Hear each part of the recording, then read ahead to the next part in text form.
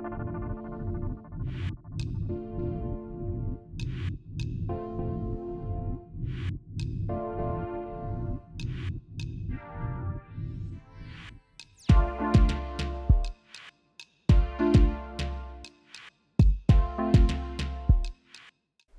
everyone, welcome to our channel and the first video from our trip to the Philippines. This video is all about Boracay. In order to get to Boracay, you need to fly to Caticlan Airport. When we landed, it was so hot that the staff were giving umbrellas to everyone. Okay, this is a baggage claim. There's no really a belt or anything. I think they will just bring the baggage. And that's exactly what happened. They brought the baggage and everybody grabbed their own bag. So the Caticlan Airport, the official name is actually Godofredo Ramos Airport, is located very close to Boracay. But Boracay is another island, so you need to take a ferry. If you decide to go to Boracay by yourself, you would need to take a taxi to the ferry terminal, wait for the ferry, take the ferry, it gets really crowded by the way, and then take another taxi to the hotel. Luckily, lots of hotels and resorts in Boracay provide free transfer. They pick you up at the airport by bus, bring you to the boat. This is not how the official ferry looks like, by the way, because each hotel has their own private boat. The boat ride takes 5 to 10 minutes, then it's time for the final bus ride, and then you basically arrive to the hotel. We were staying at the Hotel Coast. It's a smallish hotel. I think it had around 30 rooms, located just steps away from the beach. You just have to cross the promenade and you will be on the beach. I think before 2020, Hotel Coast used to have its own sunbeds on the beach, but now there is a law that no hotel is allowed to have sunbeds on the beach. But of course, you are allowed to sit on your towel. We were actually starving, so we decided to have a quick lunch at a place called Noni's, which specializes in healthy foods. After lunch, we went back to the beach. We had this designated spot marked on the beach just in front of the hotel. And the hotel assistant, Johnny, he was so helpful, honestly. He was bringing us water all the time. He was even bringing us towels when we were exiting the sea. So kudos to him, honestly, he was such an amazing guy. April and May are the hottest months in the Philippines, and that means that even though the days are pretty much unbearable, the water temperature is so warm that you can spend hours in the water. Finally, it was time for sunset, and I was so excited for the sunset. Honestly, I've been waiting the whole day for it. Long story short, basically around 10 years ago, a friend of mine traveled to Boracay and uploaded the most amazing photos of the sunset in Boracay. I remember seeing these sailing boats and this amazing reddish sunset. It was so intense, the colors were unmatchable. It looked so stunning that I added Boracay to my bucket list. And I always wanted to visit it. But of course, a lot of things happened since then. I was actually planning to travel to the Philippines back in 2019, but I realized that Boracay closed for tourism for over 6 months. And then, of course, you know what happened in 2020, 2021. In 2022, Philippines started reopening for travel, but I think travel truly returned to the Philippines only in 2023. And that's when we decided to finally visit Boracay.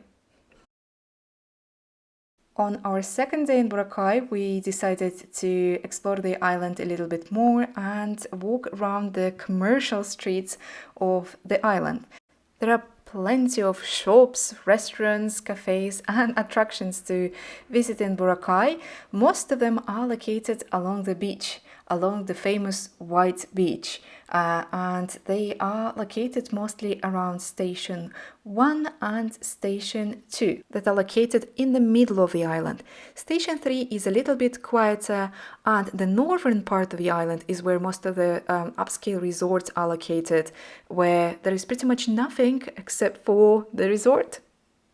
There is also a commercial area along the highway that is called Boracay Highway, and in Balabac that is located opposite the white beach, basically on the other side of the island, but there is not that much to do there. There are some businesses, of course, but it's mostly kind of a diving destination. It's not a very swimmable beach. It's 1:30, the hottest time of the day. It is indeed very hot. Huh? The temperature was around 33 degrees Celsius, but somehow in the Philippines it felt like 50 degrees. We decided to walk along the beach all the way from our hotel to the station 1. And that's how the promenade looks like. As you can see, it's really busy, and on the right hand side there are businesses that are never ending. There is one after another, after another, after another. There are shops, there are also ATMs, there are juice bars, there are restaurants, there are cafes, there are bubble tea spots. There is everything you can think of. Also, I've never seen as many Korean restaurants in my life as I've seen in Boracay this time. That's because actually, well, China was still closed for tourism, and it was not possible for Chinese people to travel to Boracay as tourists. Only business travelers were allowed. The main kind of incoming tourists were from South Korea. So there were so many South Korean restaurants. I think there were at least 100. Then we decided to go to the Boracay Highway Road, the one I just mentioned before. It is not as glamorous as the White Beach Promenade, but there are also plenty of businesses, and that's where we found a spot for lunch. While Boracay is definitely on a more expensive side compared to other destinations in the Philippines, it is still very affordable for kind of European standards, and we had this amazing meal for less than $10. So, we are finally out again. It's 5:30, it's time for sunset, and this time we're gonna go and explore the other side of the island, hopefully, before heading off for dinner. So let's go. So in the first half of the day, we walked all the way from our Hotel Coast, to the station 1, and even further, basically to the point where the promenade ends. And now we decided to walk the other way, all the way to the station 3, and basically to the point where the road ends on the other side of the white beach. I would say the station 1 is probably the busiest area, followed by station 2, and then of course station 3. The area between station 1 and 2 actually has the most bars with the loudest music, and in station 3 there are almost none. And actually all the restaurants are a little bit kind of spread across the beach. They're a little bit far away from each other. There is a bit of a distance between them, and then at some point they just finish. There are no more restaurants and no more hotels as well. There are only guest houses and vacation rentals and some sort of villas and more private properties, and even the people staying there are a little bit different as well. We saw much older people, groups of friends which were just chilling in a villa they booked, but nonetheless the sunsets are still the same and they're still as beautiful as on the other part of the island. As you can see, the beach here in station 3, at the end of station 3 actually, is almost completely empty. So if you're looking for quiet and peace, that's the area to stay in Boracay. The sunset in Boracay are unbelievable. They're so beautiful.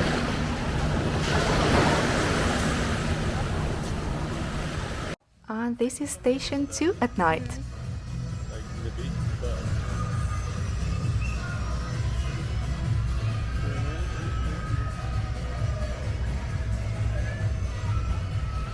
For dinner, we had this seafood feast at the Pig Out Bistro, and it was great. I can definitely recommend it. Today is our last full day in Boracay, and the sea is especially turquoise, and it is especially hot today. It is really, really hot. Even the beach is pretty much empty, but most of the people would go back to the beach around 4 p.m. when it's not as hot anymore. We also decided to hide from the heat at the cafe called Maruja. It was definitely on a more expensive side, and it was actually the most expensive meal we had in Boracay, surprisingly, because it definitely didn't feel as nice as the seafood feast we had the day before, but nonetheless, it was pretty pricey. I think we paid around 45 British pounds, which equals around 57 US dollars. Since it was our last day in Boracay, we decided to explore the rest of the island and actually cross to the other side, to the Bulabog beach. In order to go there, we decided to take another route. We just took some roads instead, which were okay. It was honestly nothing special, but the closer it got to Bulabog, the more kind of rural it got. And I actually thought in the beginning that Bulabog is just another nice swimming beach in Boracay, but it turned out not to be the case. Bulabog is actually a windsurfing and kite surfing beach, and no one actually swims here because it's really, really windy. There are plenty of kind of like kite and windsurfing centers where you can rent the equipment, and some people come here in taxis just to take picture with this beautiful Boracay sign. It's actually one of the most Instagrammable locations on the island. But the beach itself is actually very, very small, so there is almost no place to sit. It's very, very tiny. It's just a very thin stretch of sand, but nonetheless, it's very beautiful. It looks kind of very virgin. It looks very authentic, and of course, it's much less crowded than the white beach, but it's just such a beautiful location for the photos. After spending some time on the Bulabog beach, we went back to the station 1, where we booked a sunset sailboat cruise. So a sailboat cruise during sunset is probably the most popular activity you can do on the island, and most people decide to go private. While it is possible to book it last minute, there is always a queue, and it's actually not certain that you will be able to get on the boat if you book last minute. So I recommend booking the same day, but probably early in the morning or during the day. It costs around 35 pounds or 46 US dollar for a 20-minute sunset cruise, but it will be cheaper if you book a shared cruise with other people.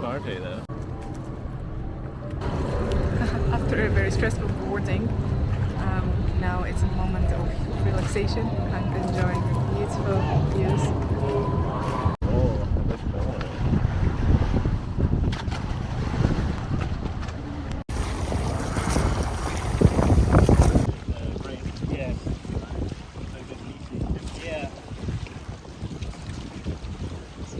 It was such an amazing experience. We absolutely loved it.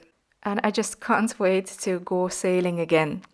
For dinner, we went to a place called Steampunk Burgers, where Pepper had a burger and I had a Korean dish called beef bulgogi.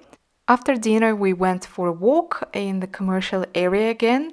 It gets really full after 5 p.m. and it stays full up until probably 11 p.m. And some people actually have dinner really, really late. But for us, it was time to go back to our room and start packing. Our return journey the next day was very similar to the journey to Boracay. We had to take a bus, then boat, then another bus, and go to the airport to take a flight to Cebu. So see you guys in the next video.